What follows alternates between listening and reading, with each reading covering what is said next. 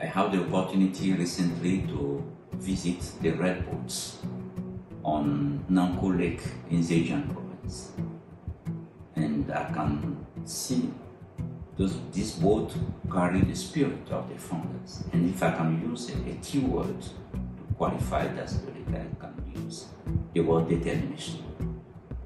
It took determination to hold the Congress on the boats now that time.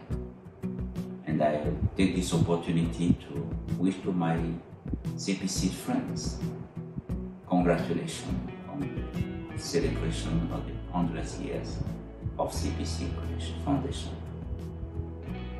My wish for the new generation is to carry on the determination spirit of the founders of CPC so that we can see for the future more victories on the construction and the development of China.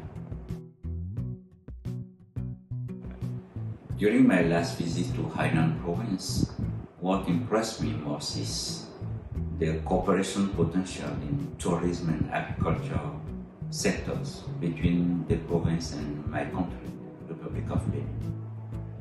During that visit, we hold two activities.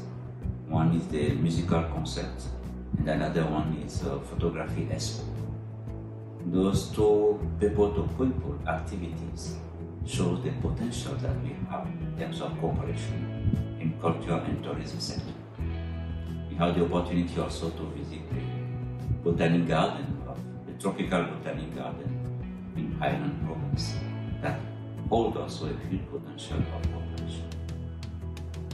The construction of the free trade ports in Hainan is a huge opportunity for my country to use it as a platform to export our agricultural products to Chinese market, especially for cotton, cashew nut, soybeans, but also to use the port as a platform for Asian market.